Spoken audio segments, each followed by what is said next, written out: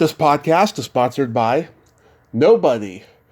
Hey dudes, welcome to Splat from the Past, the only 80s themed horror sci-fi show where things can get totally radical. Now, I am so excited for today's guest because I will be talking to a bucket list guest that's been a long time coming. I've been a fan of her for many, many years, and I'm talking about Ellen Geer. Ellen, of course, played the eccentric, crazy Sunshine in Hal Ashby's Harold and Maude. She also was in so many other great movies like Heart Like a Wheel, Something Wicked This Way Comes, Over the Edge. Um, she guest starred on Star Trek The Next Generation, and she was in Koch, which was directed by Jack Lemmon, starred Walter Matthau, and she even did The Odd Couple 2 with them many years later, and she's done so many great movies. Her father was Will Geer of the Waltons. Her mother was Herta Ware, who was Rose in the Cocoon movies, and she's just had this great career. She directs theater for her father's theater company, namesake. I can't pronounce the proper name for it, but I'm just going to call it the Will Geer Theater. And she's been running it for 45 years now since his death. It's been around 50 years overall. And we're going to talk about all that stuff today, and I can't wait. It's going to be a great conversation. Like I said, it's been a long time coming. Also, too, I just want to express how proud I am of Kathy Ladman. In just 5 years, she has gone from talking on the landline with here with me to hanging out in the garage with good old Mark Maron on WTF. That episode is out today, and I'm gonna listen to it later, and I can't wait. Kathy, I am so proud of you. I mean, I've interviewed a lot of his guests before, but to actually talk to somebody who was on my podcast first and then go straight to his, it's just an amazing feat. So yeah, here is my interview with Ellen Geer. Hey Ellen, welcome to the show. How are you today? Oh, fine, fine. And we had a glorious rain, so the earth is very happy. Wow, we had the sun out today, so that's the complete opposite. No, the sun is coming out now. It's been so good. I mean, there have been some tragedies, but the earth needs it so bad, this water. Yes, I can't tell you what a great honor this is. I've been a devoted fan of yours for over 30 plus years, and I thank you so much for coming on today. All right, thank you. Happy to be with you. So, going back in time, I can imagine growing up the daughter of Will Geer and Herta Ware that it was only natural that you would gravitate toward acting as well. Right. Our parents are great forces in our life. Yeah.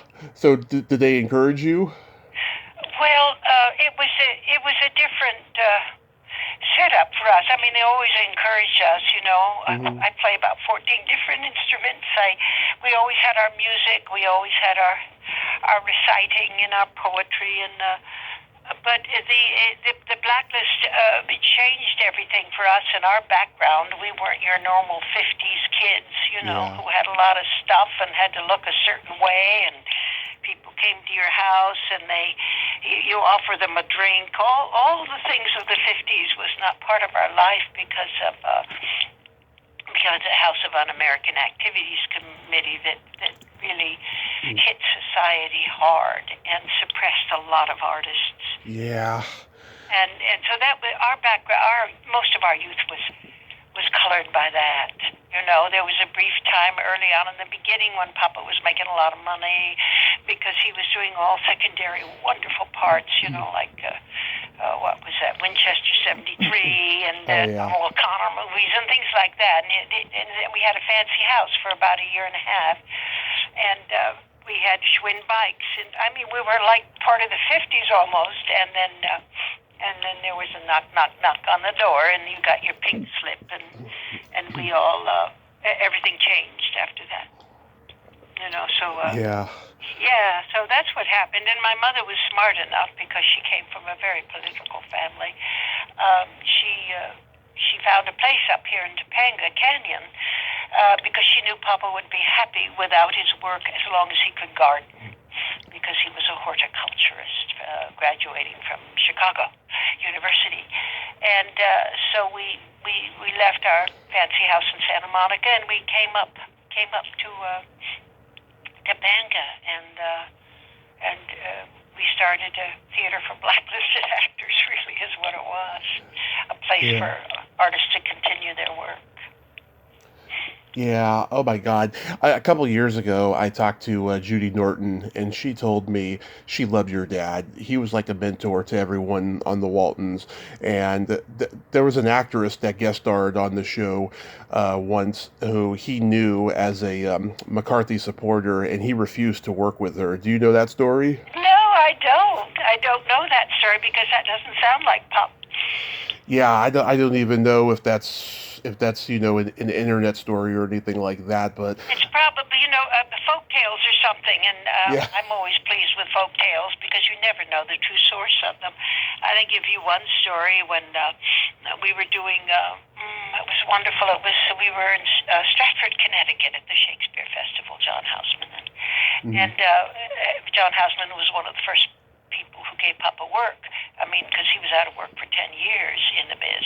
And then John Houseman gave this work, and I came along too at that time. I was an intern, and we were doing Midsummer Night's Dream. And I'm telling you this story because to explain who Pop was. And I had been called in to go reefer Splendor in the grass.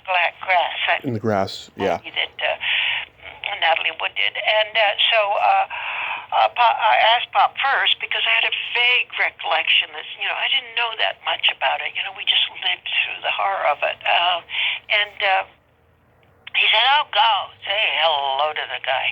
And so when I went in for the audition, he backed up. He got a little red in the face when he saw my name, and he sat down. It was a shock for him, and he all he said was, "How was your mother and father?"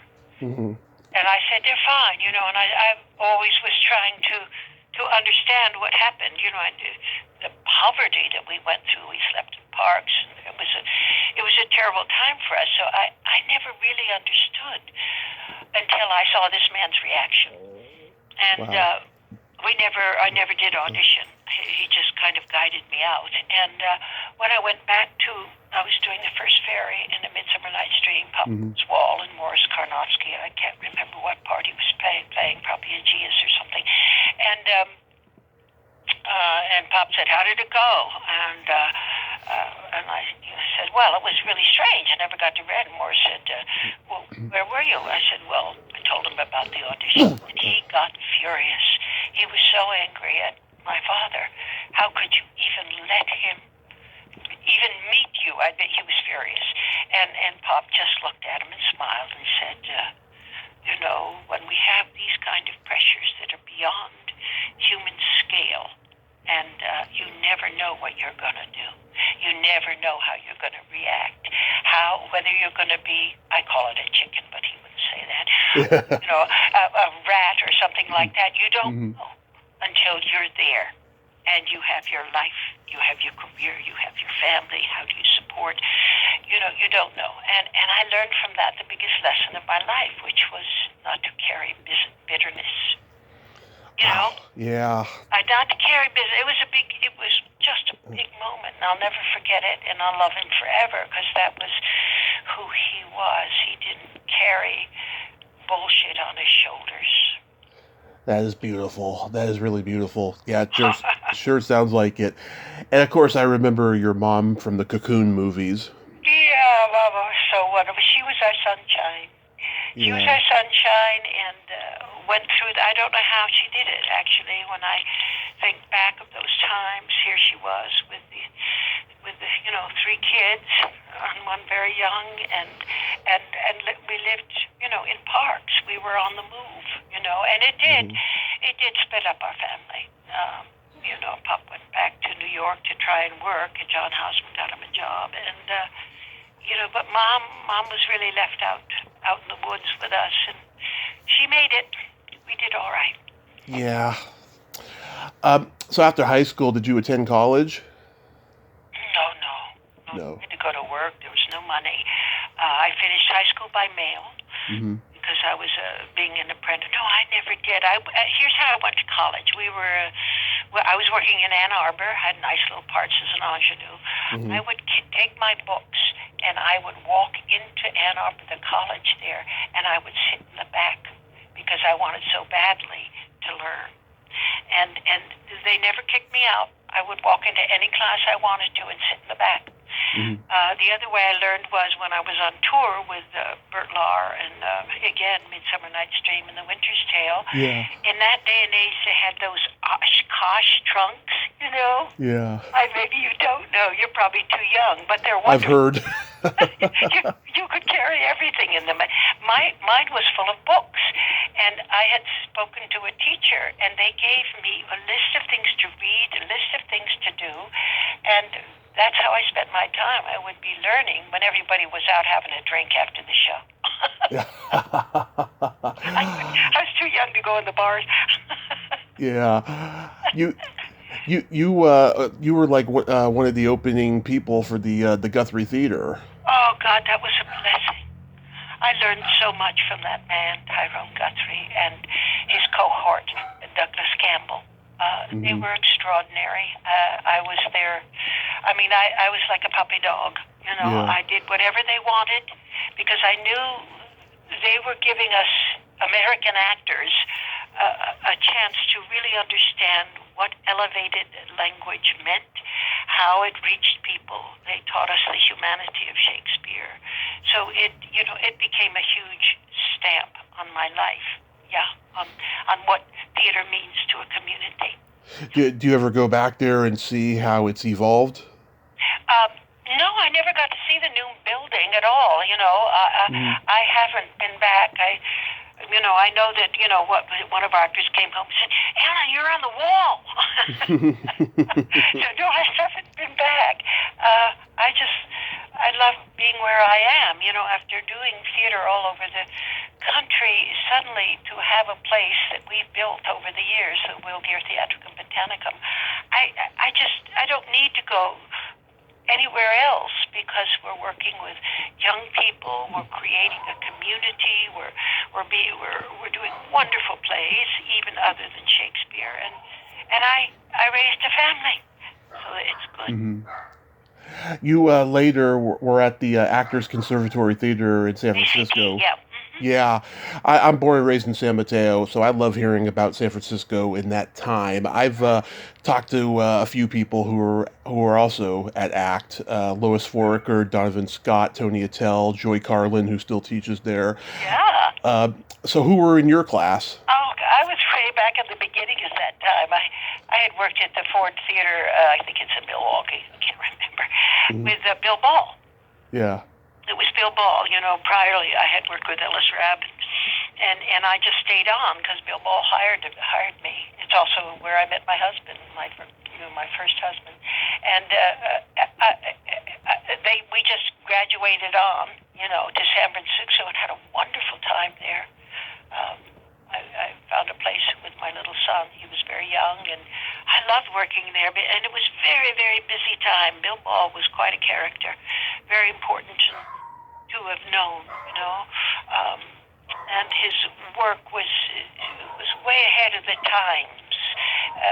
We had two theaters up there there was a Marine Theater, I think, up on the top, and then the theater down on the bottom. And you'd be in one show, and then you'd pack up your grip, and you'd walk up and do another show up at the top. He had us working like crazy, and it was a wonderful period.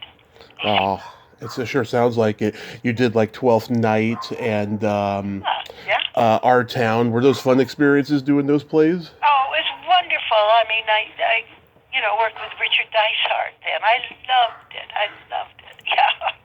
Yeah. We were lucky. I was very lucky to be a young actor in those times. Right now, it's very hard for young actors because it's hard to learn about the deep quality that theater can give in people's lives or in a community. Because out here, the young people come to be in the movies, and so I feel honored that I can offer a place where they can train deeper in their work as actors. Yeah, I mean, it's a completely different business now. It seems to be run by agents and lawyers and not artists. That's right, and corporate. I Yeah. fight like crazy with the Theatricum Botanicum because, you have to have a board if you're a nonprofit, and then so often in my years over theater before I settled here, I could see theaters go under because of the boards who suddenly decided they knew exactly how to do it, and then the artistic people were squeezed out, and and once that happens, well, it's just like everything, isn't it? Yeah. Corporations think that they're people and become power-ridden and think they know everything. Being an artist is hard in this country. It's not easy. Yeah. For whether you paint or whether you do ceramics, whether you're a poet, it's hard work. It sure is. So, your first movie was Petulia, where you played a nun. Anything you remember about that? Yeah, I was working at, actually probably during our time, I was working at ACT, and they had a call out, and I went in, and I got the part of nun, and I remember I was in a car. All I remember about Petulia was I was in a car in my little nun outfit, Right. And suddenly I looked out the window, and there was George Scott, who I was totally, enthralled with, a wonderful actor. And he said his line to me, and I looked up at him, and I flushed. I was so embarrassed. I mean, it was the first line I had ever done on film. I got it right, but he looked at me and said, "My God, there's a nun who is blushing." Yeah. I was so frightened and so scared, First film. Yeah. Yeah, Richard Lester, he was coming off of the Beatles movies. I heard he could be a very serious director, but when he had what he wanted, he had a great sense of humor. Oh, he was wonderful. I felt so lucky to have, it was my first interest in doing film. Yeah, that started it. I kind of liked it. Then you work with Steve McQueen on The Reavers. What was he like? Steve McQueen, he in the beginning when we started that film, he was doing some extraordinary work. Mm-hmm. But when he went to dailies, we could all go to dailies, which is rare. Yeah. I think he didn't like it. And so he went back to being Steve McQueen. He was doing some very, very interesting work. It was wonderful. I learned about stunts again, it was such a good learning experience to be able to do that film. And the director was lovely. Mm-hmm. You are my third guest from Koch. I've talked to Deborah Winters and Daryl Larson. You play Walter Matthau's dead wife in flashbacks. Oh, he was such a naughty man.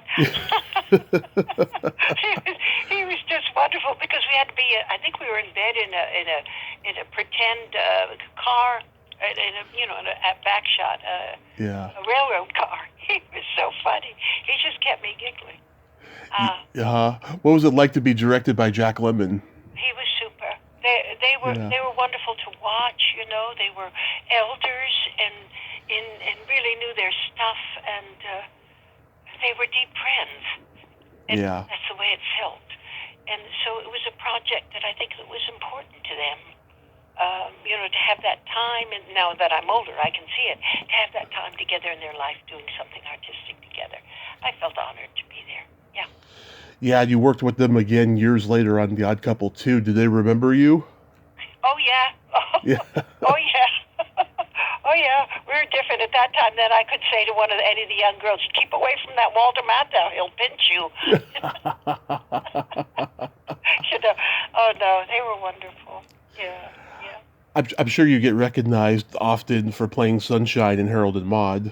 Sunshine Doré, yes, yeah. I love that. I think that was an important movie. Yeah. To see an elder and a young man finding there was somebody who understood him and could guide him through her experiences. And the love between them, I think, was a little difficult for the Americans to take, not in Europe. I think, as I recall, I could be completely wrong, that there was a bedroom scene in Europe that they did, and the Americans couldn't take it. There's a understanding about love that, we must remember we're only, what is it, almost 300, 250 years old now. But we're a young country. And I also, I think that's also why we're so hooked on having Shakespeare in our lives. In England, they don't have as many Shakespeare theaters as we do. Mm-hmm. This country, we have over 250. And to me, I've always compared it to, well, it's just us trying to learn about humanity, because that's the kind of writer he was, and that's the reason he lasts so long. Yeah, I'm paraphrasing a critic who said about this movie, it's a movie so off the charts it shouldn't have worked, but it did. I know. Well, the writer, he was a young man. Colin Dickens, I think this was his, I think it was his thesis kind of thing or something. He wrote it when he was a UCLA brat. Yeah. And he had to be so ahead. I used to say to him, God, Shakespeare was way ahead of his time. He wrote women like very few male playwrights can do. Colin wrote this elder and the young person's love. That not everybody can touch that or understand it so deeply as this young man did. It was remarkable. Yeah, it was also shot all over San Mateo County, which I love, and I look at how vintage it looks when I watch the movie. Yeah, well, that place it was an old mansion. It was a wonderful spot, and we really enjoyed the time shooting there. Lovely people who ran it. I don't know who owned it. We never met them. And there were rooms we couldn't go into, but it was an adventure for everybody. And of course, the director was extraordinary. He was extraordinary. He came out of editing, so he knew what he wanted. And then at the same time, when we started to do the scene, Bud said, "Oh, I need a mat if I'm going to do this Japanese thing."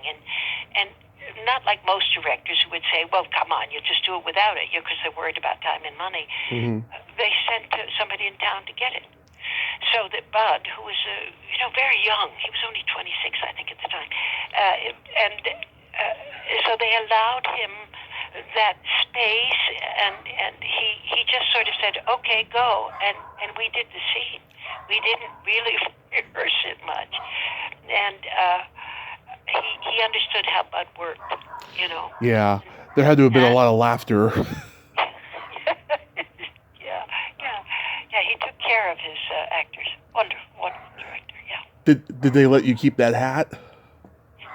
Oh, I love that hat. No, I was still new to film, and I didn't know how to ask for those kinds of things. You have to be seasoned to know, hey, could I have that? I'll give you so much for it, No, I didn't know that yet. I didn't learn about all that until TV. Yeah, because, that hat says a lot about who she is. I mean, she may be, intellectually smart, but socially she's a dingbat. A dingbat, just one of those actresses who want to get ahead. To me, it was the neck piece. Yeah. That to me was that costume designer was brilliant. I just couldn't believe it when she came up and said, "Don't you think this would put the clinch on it?" And it did, for me. Well, you did look adorable, I have to say. Long time ago. How does the Jimmy Stewart Show come to you? How did it happen? That's very interesting because it was Hal. Oh God, how bad at names. They called me in, and the rule was that I was not to talk politics. Yeah. And so the man who played Jimmy Stewart's best friend, he and I, of course, were old lefties, and we talked politics over on the side. Yeah. Because that's what you do day by day when you're waiting for your cue and all that. TV frustrated Mr. Stewart. Yeah. Because of how swift it had to be. We rehearsed it like a play. We didn't shoot until Friday, but we rehearsed the other days.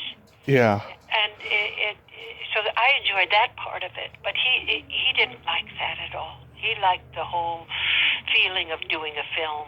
He was very sweet to me. We went on a fishing trip with the whole cast, and he taught my son, about fishing. And he was always very sweet to me. And then one day, my father was going to be on the set, and it was wonderful to see a man so far right and a man so far left look at each other and shake hands, and they were going on with their lives, Yeah. That again was one of those moments where you learn about how to react to how society beats you like a ball sometimes. I know. Well, look at today. I mean, nobody can agree with it with anybody today, but back then, it was so much more wonderful that people could have, great conversations like that. Yeah, we have to. I mean, the whole thing with the diversity that's going on now, the rules of it are, especially within the arts, are separating us rather than letting us blend. To use this opportunity to blend and not separate and have lessons and feel shame and do all these things that when it interferes with your art. So I think we're all beginning to balance it a bit better. But it's hard. We're doing Macbeth this year, and I have a wonderful actor, black actor, who's playing Macbeth. But I've cast him not because he's black, but because it was his turn. He's been with us for about 4 or 5 years. He came in as an intern from right out of college, and we have him every year. He's a really close part of the company, and yet it's so funny because I've done it. It becomes something that's important in a way that it shouldn't be important. It's because he's an actor who deserves it and is good now. Yeah. It's interesting, all this. I met Julie Adams at one of her last autograph shows in 2016, and she was just a sweet lady. She was a little hard of hearing by that point, but she was a sweet lady. I can imagine she was great to work with on that show. Well, not only that show, we went on to create a play called Women and Other People. And Julie isn't a singer, but she's a performer like you can't believe. And we got ourselves a piano player, and we went all over California on tour doing this. We loved it. Yeah. We were doing something for feminists way ahead of its time, and that was fun. We had a deep friendship. I miss her terribly. Yeah, so she's the lady in The Creature from the Black Lagoon. That's right. That's right. Her glamour time. Yeah. Did you get to read her book? She did write a book. No, I need to get that book. Yeah, it's a lovely book. Sweet woman. Yeah. I've talked to James Polikoff, and he highly praised you and your dad. How did you come to meet and collaborate with him? James, boy, you're coming in out of the past. You know more about me than I can remember. Let's see. James, well, I'd written, this script. It was called Silence. And it was, I can't remember with who we did it. But anyway, they got a hold of it. They wanted to do it. And Papa and I went up there and did it. And I brought along my mom and my kid. And it was a wonderful piece. My son played the deaf mute in Silence. And we had a great time. And then I showed him this other script I've been working on, Memory of Us. And he wanted to do it because, again, it was about a woman who had a marriage but had to leave because she was being smothered by it. Many people suggest that it comes from, Nora and in the Chekhov play. But, women feel like this very often, and we're not equal yet. We in a total way, even in the government, we've been ratified, but we're not equal in the eyes of. Mm-hmm. So at that time, I wanted to write about that, and he produced it. And, we went all over with it. I remember doing PR in Australia, and it was a good film. Yeah, I love The Memory of Us. I saw it right after I interviewed your on-screen son, Robbie Rist, because he has it uploaded to his channel. Robbie. Oh, he is so funny. I know. So funny. I know. Well, you really explore it. That's wonderful. What you should do is you can do a history. Oh my God, people with have. all the things that you have collected over the years, you should be proud of yourself. Oh, I am. I mean, the last 6 years I've been doing the podcast, I have been. I don't know. I mean, there's so much that I love that's been written about. I don't know if I could, put a new spin on it. It would be like beating a dead horse in a way, No, there's no new spin because it's a new generation. It's just like working with kids. Okay. When you work with kids, sometimes you use the same material, but it's new to them. True. That is true. I never thought of it like that. You have to think of it that way. What you've been doing is research and collecting things, and that's wonderful. And they're all stories, and that's what makes us go around, and you have stories that you've collected that nobody else knows about. True. I'll definitely consider it. So what's the genesis of The Memory of Us? What's the what? The genesis. Like, how did you get inspired to write it? Well, that's because I myself, had a divorce, and I left my wonderful husband, Mm-hmm. And so I know what the feelings that not only happen to yourself, but your children. And I had been doing research. I would go up to women in the supermarket or wherever I went. I'd go up and talk to them about what their life was like. Were they able to express themselves? What had they really wanted to do? I felt like you. I did a lot of research, Mm-hmm. and this theme kept coming out about women in America during that period.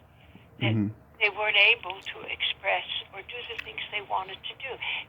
Most of them didn't have money to have nannies. Yeah. So these are just working class women, and so I thought it had to be expressed. So I did.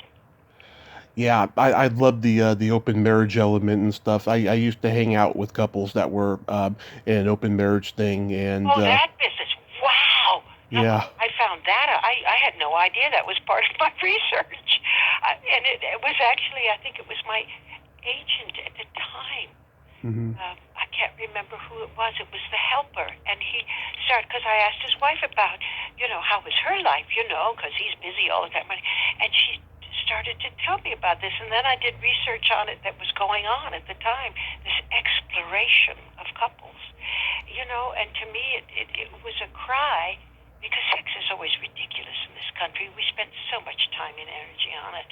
Mm-hmm. It was a cry for marriages that weren't working. They weren't working, Mm-hmm. You marry, that's your support system, that's your family that you've created outside of the one you were born out of. Right. And, and so I thought that had to be expressed. So I put it in. I had never done anything like that myself, but I spoke to people who had. Yeah, I mean, I'm guilty of that myself. Oh, you devil. You and John Cipher were really good together, especially in the first half when you're establishing the relationship and marriage. And oh God, Robert Hogan, he stole the movie. He was so funny with those with that bad mustache and those sideburns. Yes, I know. Yeah. It was. How I remember when we tried to sell it. Mm-hmm. I feel like there was this wonderful person who called me just the other day. The name of the picture was to Leslie or something. I can't remember. Anyway, she was up for Best Actress in the film for this current Oscars.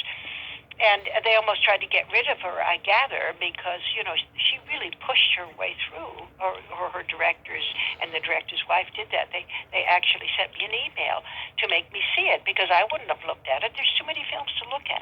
I looked at it, and this girl, did the most incredible job. It's just a fine piece of work. So I voted for her for Best Actress, you know.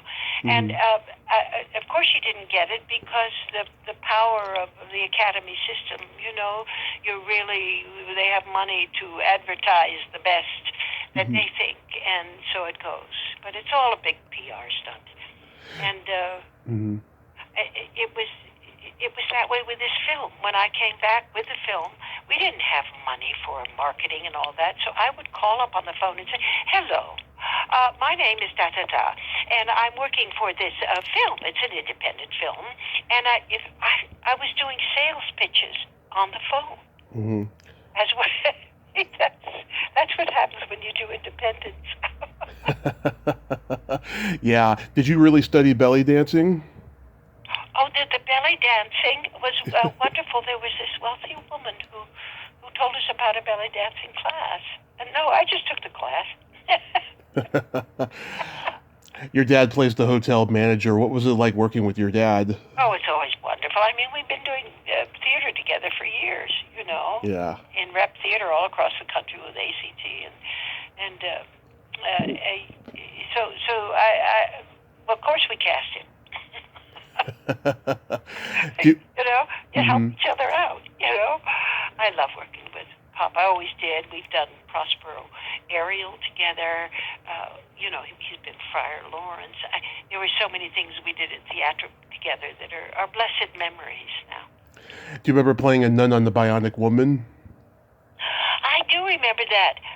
I do remember that because we got along.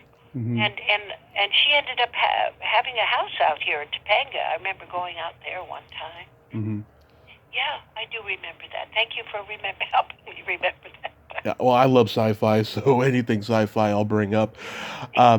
I'm a huge fan of Over the Edge.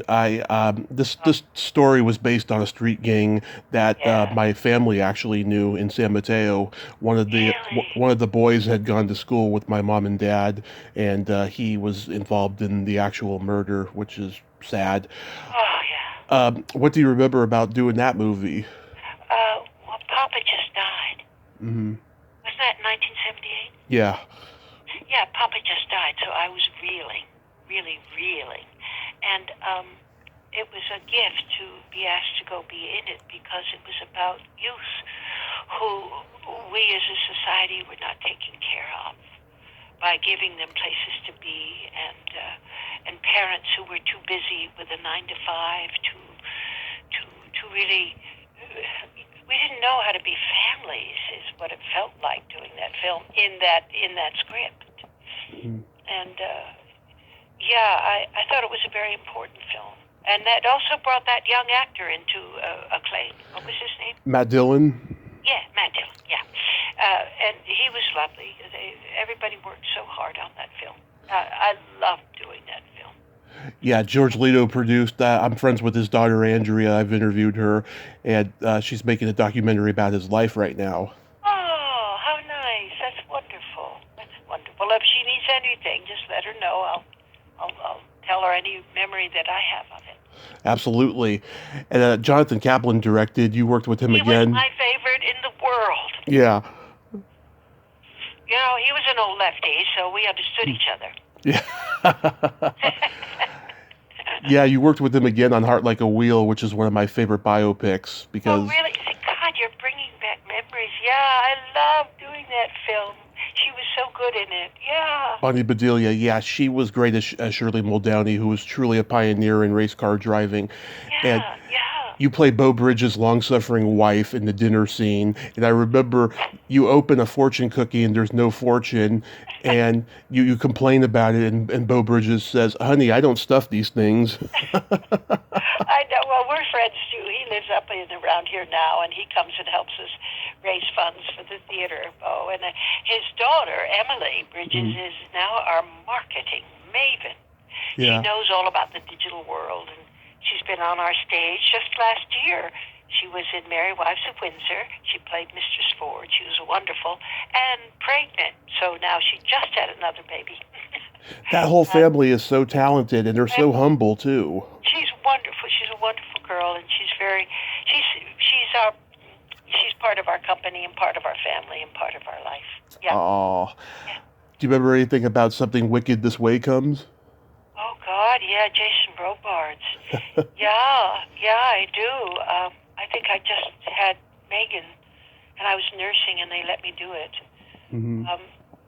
Yeah, I do remember that. I was scared doing that thing with the tarantulas. I didn't like that. I've never liked tarantulas. Oh, I hate spiders. I don't like them. Yeah, he was wonderful to work with. And, of course, Jason Robards had worked with my ex-husband, Ed Flanders. And so we had his love for theater was intense. And so we had that to connect with. Yeah, it was also at the time when Disney was having one box office failure after another because Michael Eisner hadn't taken over yet. And so here they are doing a Ray Bradbury story. I know. Which now some schools won't let the kids read. It's just, what an unbelievable world. It is. Were you cut from the movie Creator? Was that the one with come on. Peter O'Toole? Peter, no, I don't remember being cut. I remember meeting him. It was extraordinary. I don't know. I usually don't see what I've done. Because I love this movie and I watched it last night to just to find you because I was like, she was in Creator and I literally could not find you. Did they cut me out of it? I don't remember. I remember doing the scene and him coming out in the trailer, and it was just, we had a great time. Yeah, it said you and Rance Howard were playing a couple in it. Right. Yeah. I don't know. Maybe they did. That's okay. I don't mind. Yeah, it was shot at UC Santa Cruz too. Yes, that's right. Yeah, it was wonderful. Yeah. Yeah, I don't know. Maybe I just missed you. I don't know, but I was curious. You know what I always teach my students is there's no small parts. There's only small actors. I use that philosophy all the time, especially when I interview character actors who are very obscure that the world doesn't know. Because I collect character actors like kids collect baseball cards, you know? That's wonderful. That's so good. Yeah, I'm a firm believer in that, you know, and I've been an extra in music videos, and I'm so tall you could just barely see my head in it, you know, so I know exactly what you mean by that. I know. You just keep working and being part of the world of telling stories, you know, yeah. Helping other people see themselves, you know, it's all good. I love Hard Traveling. I think it's a very underrated movie. You work with J.E. Freeman, who's no longer with us. I thought he was a very interesting actor. What was he like? Well, he was perfect for that part. Mm-hmm. He was perfect. He had a lot of devils in his head. Mm-hmm. It was a 6-week location, and I was leaving my kids for the first time. Of course, they had their father there, Peter Alsop, but so it was hard for me too. It was an important script. It was Dan Bessie's family, you know. Yeah. And their family, Alva Bessie, went through the same thing that Papa went through. Alva was the writer, and so it was important. I loved doing that film.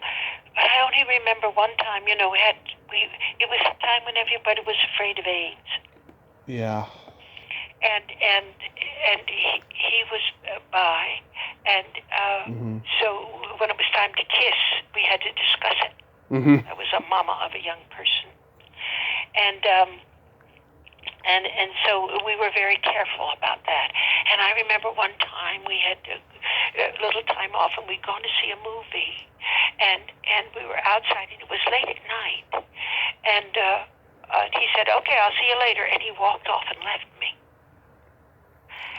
And my place was far away, and I had to walk home alone, and I was scared. I was really scared, you know. It was down a railroad track to where I was, and I never could understand why he did that.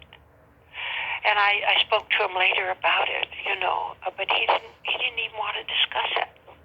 So he had a lot of stuff going on in his mind, you know. So it's not somebody you could really know. Yeah, he didn't open up to anybody. Which was great for the character. It was, but it was difficult for me because I'm friendly. I like to get to know everybody, you know. Yeah. And of course you had Barry Corbin in there, who's just one of the most brilliant actors Oh, ever. yeah, and very, very kind. He was so kind. He was like a solid rock. Do you remember having this brief scene in the movie Big Shots? Oh, yeah. Oh, yeah, was that... Oh, yeah. Robert Mandel directed. Yeah, yeah, that was quite it's not clear to me. I just remember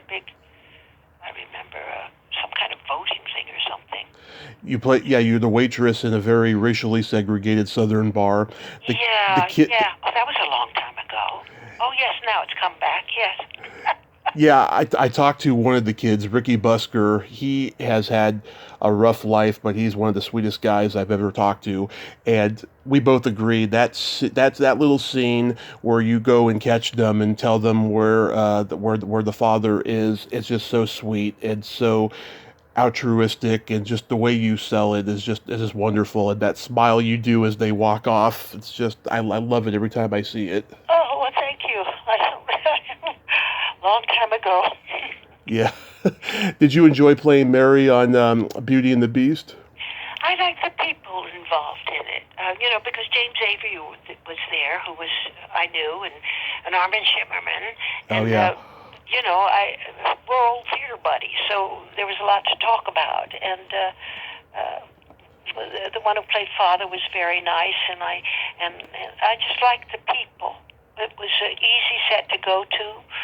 The only time we had one problem, they were on strike, and I know there was a strike, and all I remember is Writer's I strike. came up because I didn't really know about it till I got there, and they were standing there, and I said, well, I can't go to work today, and I left.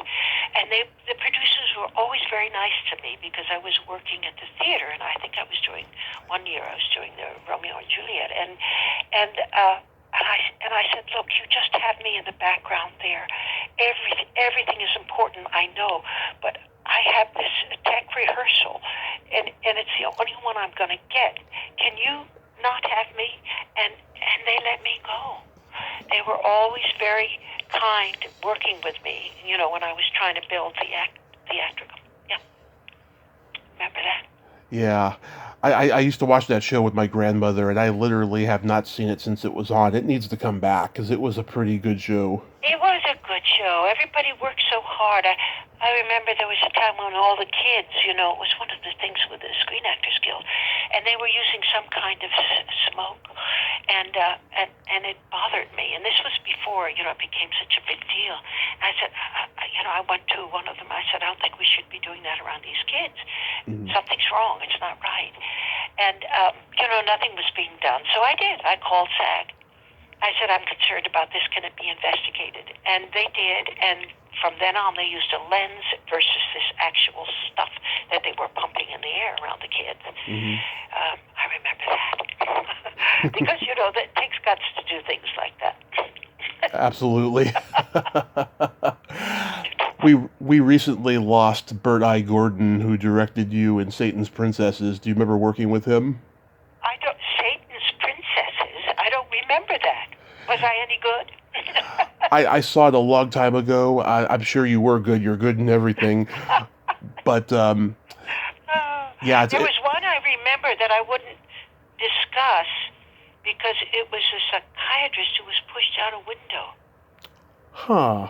I wouldn't because I had my kids were young and I didn't want anybody to know I'd done it, but I really needed the money. Is it that movie?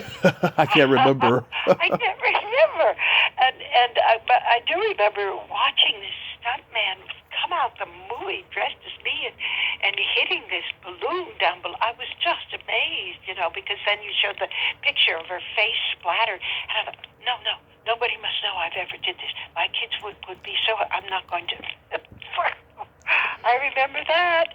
Well, it's funny. I wasn't going to bring this up, but I heard you say in a previous interview you didn't remember being in Bloody Birthday, which is a horror movie, and Oh, yes, I did something to kids in a tub. Oh, no, I would never let anybody know that. You keep your mouth shut. okay. well, I needed the money then. I was trying to build this theater, and I dropped. I refused a Budweiser commercial. okay.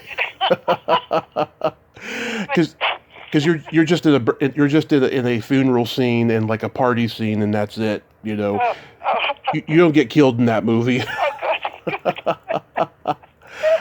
Oh my. I'm sure you get a lot of fans from Star Trek: The Next Generation.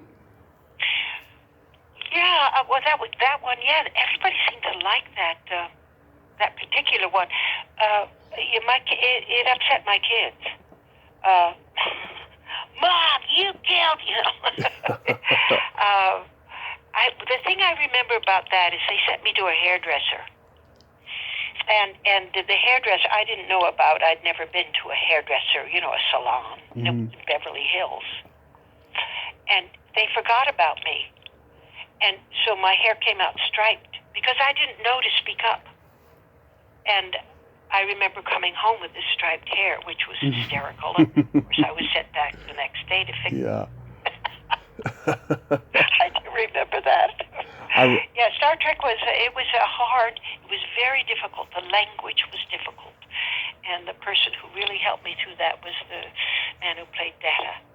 Oh, Brent Spiner. Yeah, he came up and did a fundraiser for us at one point. He was so kind to me and made me feel welcome on his set. It was, tried and true and had been around forever, and I almost had forgotten how to greet people, So he was great. He helped me through it because I was very nervous. Have you ever done the Star Trek conventions?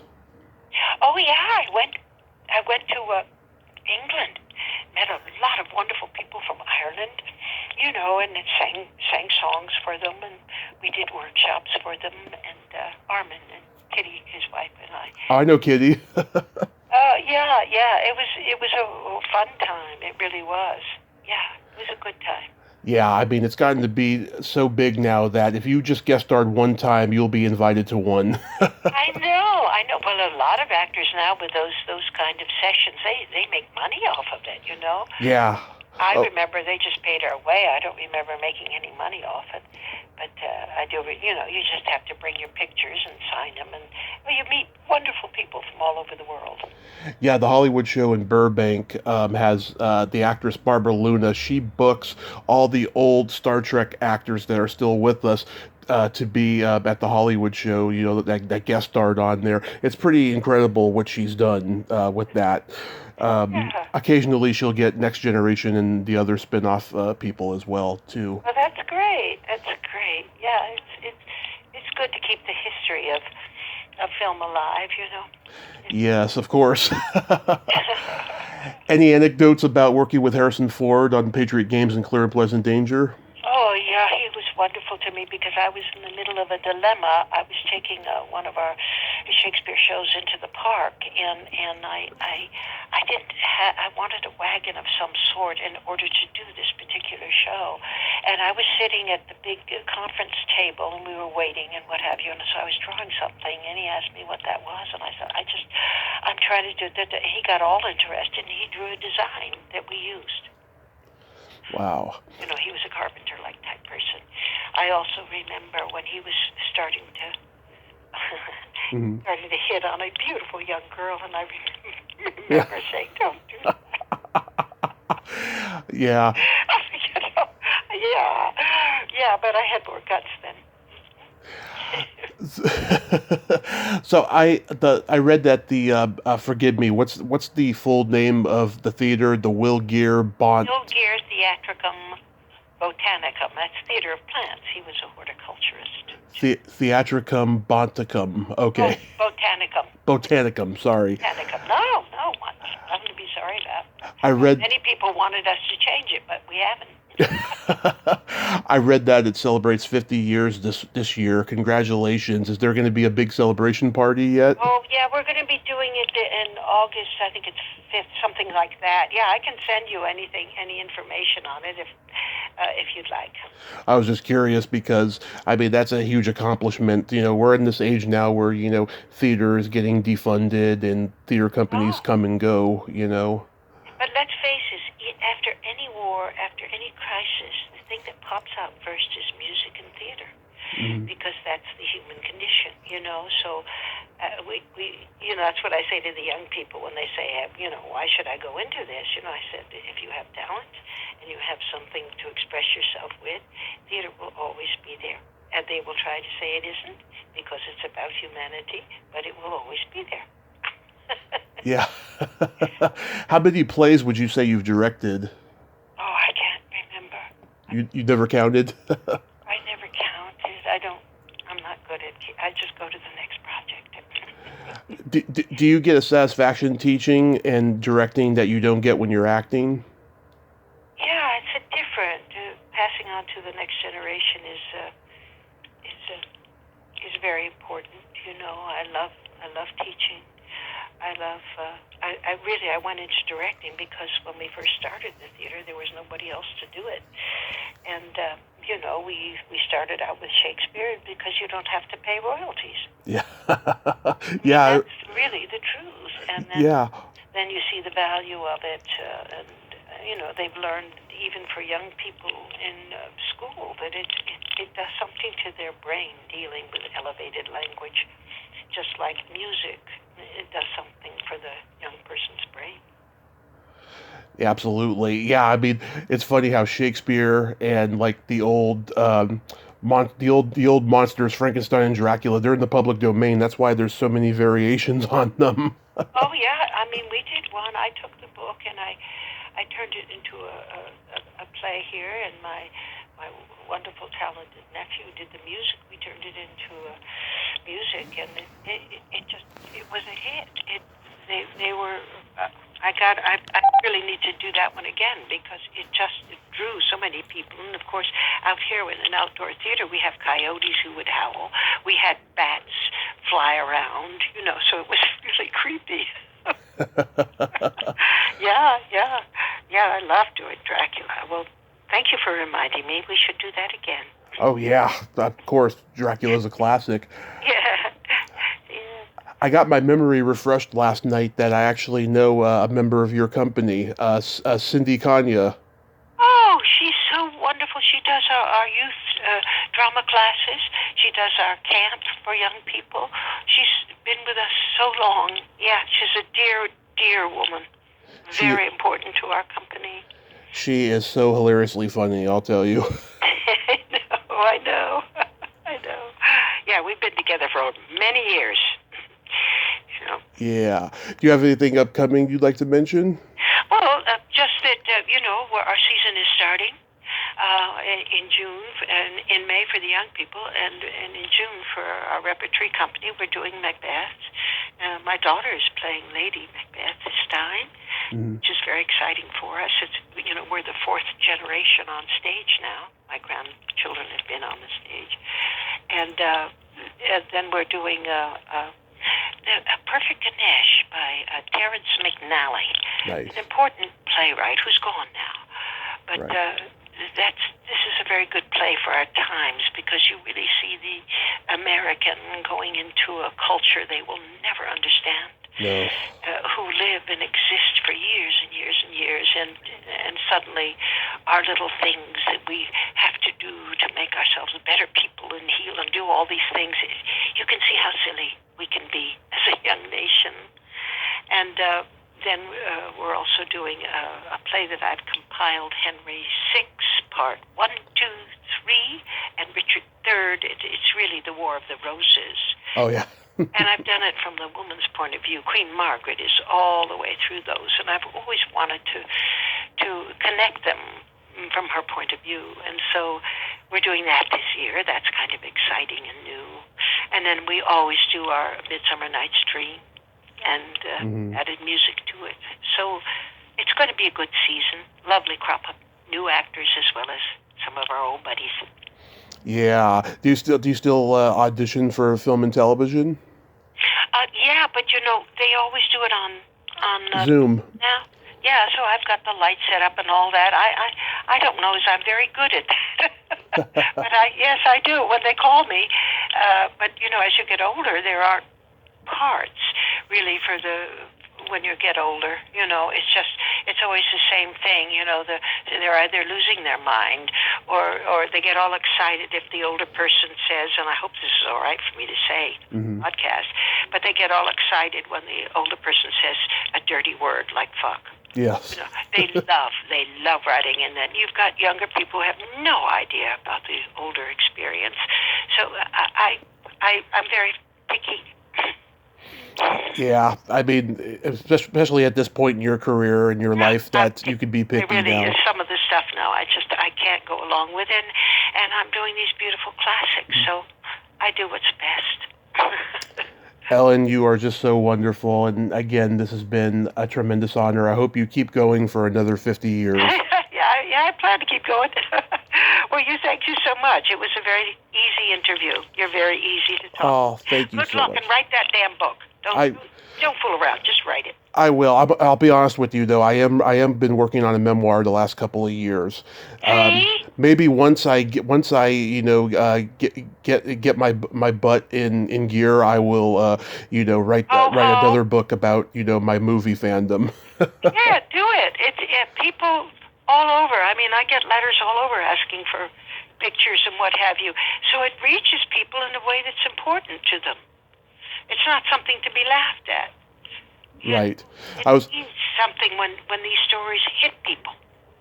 I was a little hesitant of using your last name as an analogy, so I was trying to think of another word there. No, that was funny. That was a joke. You made a joke. I love telling jokes. Well, you have yourself a great day and be safe out there. Okay, you too. You take care of yourself. Bye-bye. Bye-bye. Well, there you have it. Ellen Geer, ain't she a sweetheart? What a great lady, and so passionate about what she does. Oh my God, if I'm ever in the area, I'll go check out one of those plays. And oh my God, she is just amazing. Well, until next time, this is Tommy Throwback Kovac saying there's no shame in living in the past, because the present sucks. Later, dudes.